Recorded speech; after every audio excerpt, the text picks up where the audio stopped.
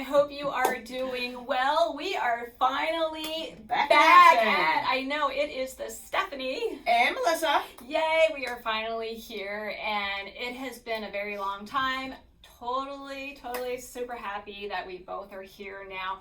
And what better way to get started back than talking about low back care. This is why we've been off or on a little break for a while, because Stephanie had recently back surgery, and so I actually thought it would be really nice to talk about low back care and actually interview her as well too. We both have been through back surgery. I had a minor back surgery about 15 years ago, had a microdiscectomy, and I think you have had a... I had a microdiscectomy. Yes, and so, but she recently had a second surgery, so we're going to go through that and talk about what it is if you're currently suffering from low back injuries. You know, how can you continue to move forward to keep yourself strong? And I thought, what better way to start this off? We're both personal trainers. We have that background. We have that history as well too. We both have had surgery, so we want to give you some tips, you know, and tell you as well as far as how you can continue to stay strong with your low back care, even if it's just like minor or even if it is major. So today we're going to talk about, like I said, Stephanie. So glad that you are here. Thank you. Glad to be back. I know. We missed you while you were gone. Totally missed you while you were gone. So I've got some questions here I'm going to ask her. So tell us a little bit. You already said that you had a microdiscectomy. So why did, what led up to first having your first surgery, and then why is it that you needed your second surgery? What was happening? Give us like a little bit of context or background. Well, 4 years ago I fell. Landed on my tailbone, broke the coccyx, a little tiny bone that goes underneath, slammed my head into a hardwood floor. And it's just been a catalyst of events, because you get x-rayed, they show one thing, you get a CAT scan, you know, blah, blah, blah. The persistent pain is when I was doing any kind of a forward flexion of the back, any kind of hyper back flexion, just didn't feel good. So fast forward to starting to have some neuropathy and some shots to relieve the pain, and just nothing was working. So they did the micros in 22, and I could still feel something still was not right. And you've got arthritis. You know, there was other things going on. So fast forward another year, and I had an episode where I couldn't walk. That the pain was shooting down a different leg and made it to the point where I couldn't walk. Went in, they ordered an MRI with contrast, and it showed that L4 and L5 were actually able to do this sliding back and forth, which can be causing the neuropathy and the extreme pain. So the only option was to fuse them, which is scary. It just stabilizes those discs so they don't move in that manner. And the hope is that it stops the neuropathy and the pain in the lower extremities, and that eventually you build back up that muscle tone in the core area so that you can get back into doing more of the things that you like. And which bones or which vertebrae did they fuse? L4 and L5. L4 and L5. Yeah. And how long were you out for that? 3 months. 3 months, yeah. So a pretty long time. 3 months. 3 long, miserable. Yes. So describe your initial recovery. So what did you do during that those 3 months? Like, what was your physical limitations after your surgery? What were you allowed to do? And then as time progresses, what were you able to do as the time was going on? Basically, no bending, no twisting, and no lifting more than 10 pounds. Sure. Which puts you at doing nothing except for walking. And as personal trainers, or even if you're super active, even if you're just active, can be very mentally depressing. Oh yeah. And when you hurt to move, and when you can't, I couldn't do this. I had to have arms on the chair, and sometimes had to have help out of the chair because of different pain levels, etc. There's no physical therapy for this kind of surgery. It is basically a walking protocol. That's it. No stretching, and it's more repetitive bending. I mean, we have to bend at certain times, and you have to learn how to really hinge from your hips and keep that roll out of the low back so, you know, like putting the weight in the hips and heels. Oh yeah, I mean, tell people so it that in just yoga all the time. it really brings a lot of mindfulness, because you don't realize I'm just gonna reach to the side and go, oh gee, you know, I mean, just I would have to say that just brings a really whole thing. Even now, like if I do something like that, like I can't just do what I did within, you know, say it and then do it. I sometimes need to think about, before I do this, what do I need to do to make sure that I'm not going to pull something. So it seems like it was very similar 15 years ago when I had my microdiscectomy. It was the same thing. Don't stretch. All you can do is just walk, and they wanted you just to do like a bare minimum, like 5 minutes of walking, then add on another like few minutes of walking each time. Just walk. Don't do anything for the first 2 weeks. But for fusion, I don't know if that was longer. You know, like you said. It was 5-10 minutes, and then build up 5 minutes every week. Yeah. Good. So by like now, you know, I'm supposed to be over 45 minutes of walking. I still don't have the speed. You know, when you start cutting into things and moving things and cementing things and screwing things, you move a lot of nerves and muscles and whatnot around. So there was a lot more things that went on that I did not foresee. Even doing research on the procedures through different orthopedic sites, and just, you know, I wanted to know what am I looking at? Where am I going? What's going to happen?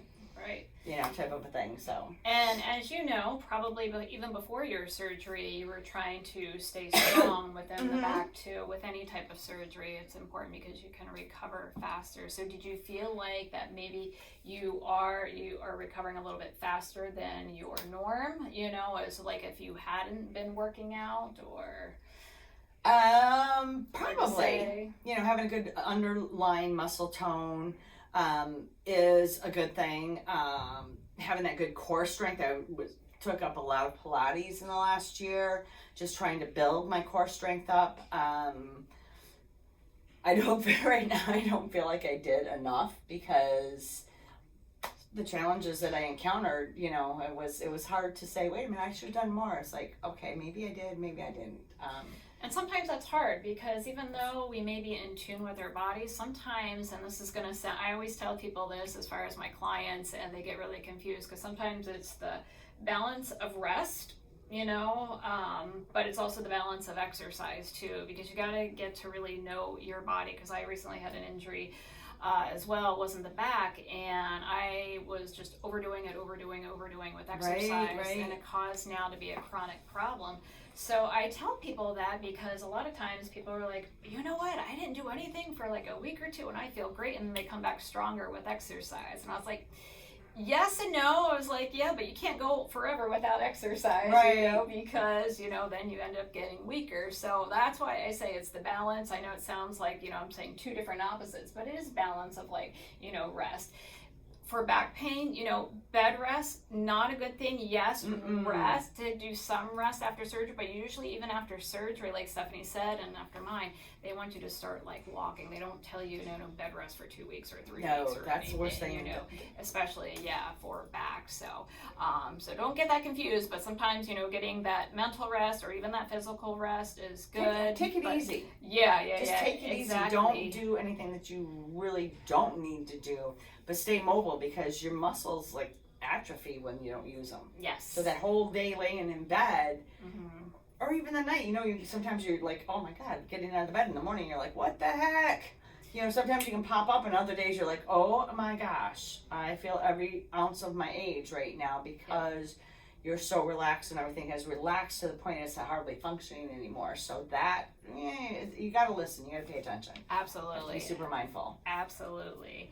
Did you do any type of swimming, or were you told not to do any type of swimming, or what about walking only? Walking only. Walking only. And did they give you the okay for strength training after the 3 months, or did they say a certain time, or when?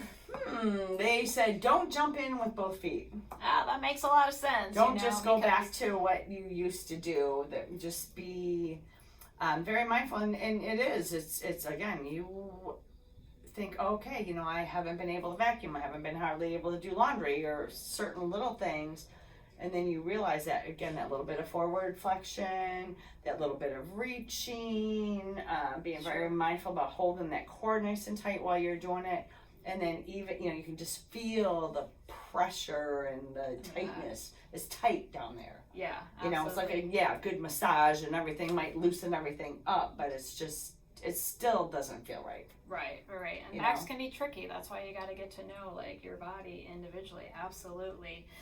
Do you find that there's specific tasks here at work that you're having a challenge even to this day? I mean, are you back to teaching some of your classes, or you're having to be very scaling back? Back to teaching. Laying on the floor seems to be really painful. Of course, bending again, reaching into a laundry basket to get the towels and stuff. It's still haven't done that for 3 months. So laying on the floor doing any floor work. It's just I tried to do it the other day, and it was rough getting up. Big challenge. The floor. Yeah, it really was.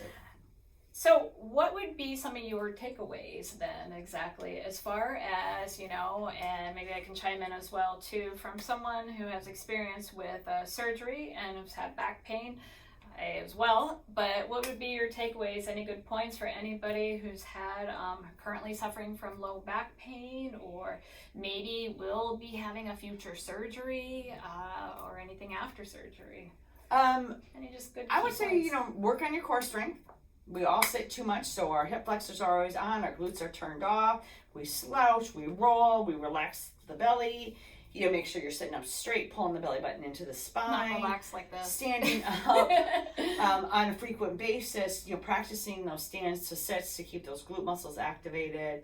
That's key, glutes. Staying hydrated is really huge, throughout healing, and just that is a huge every key. day. That is super, yes. I would agree with that.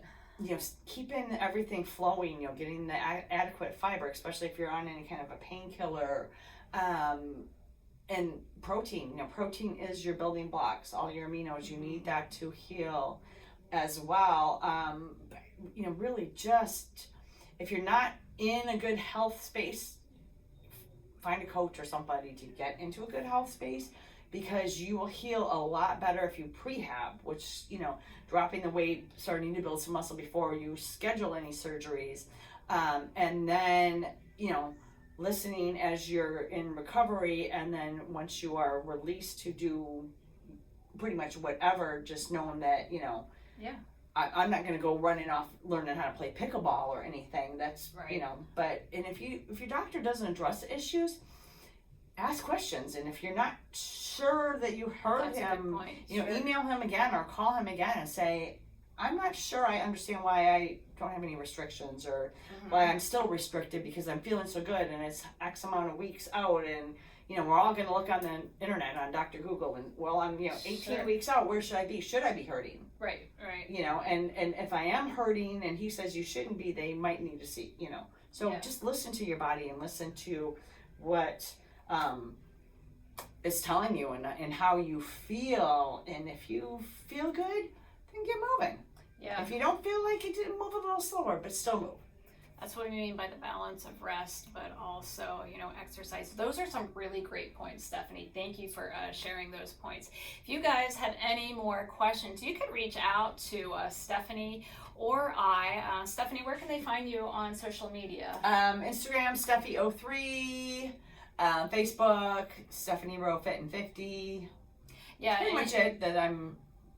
Yeah, and then you can find me at the Full Lotus Wellness Initiatives on Facebook, or at the Full Lotus on Instagram. But we both now have that background, back surgery. We're both personal trainers. I've developed more of a heal program, but with specialized exercise, targeting exercises for people with low back pain. So I to help people generally more with that. But Stephanie also has this background with nutrition as well too, because a lot of it. Component. Yes, it is a huge component, because a lot of, especially any type of injury, is not, you can fix it physically, but but you can't stay, like, you may be having this up and down, up and down, up and down wave, because there's other holistic things that you need to be doing as far as nutrition. Nutrition is huge. Stephanie talked about hydration. Hydration is very huge as well too. And as far as your mental status, because if you're very active and all of a sudden you have an injury and you're just like, oh my God, you get depressed. How do you get out of depression? You got to find something that's going to work for you mentally as well too. So that's why I say it's a prong approach. Maybe it's even more. Maybe you do need more, like massages, acupuncture, whatever the case may be. Meditation. Yeah. So just mindfulness. Anything that's a feel good vibe thing, we need to embrace it. To keep yourself up there for that quality of life, you need to be taking those other approaches other than just the physical, taking care of just the physical part. So Stephanie, thank you so much for spending the time, with us. I think this was really great. And reach out to us if you have any questions. Thanks so much. All right. Bye. Bye.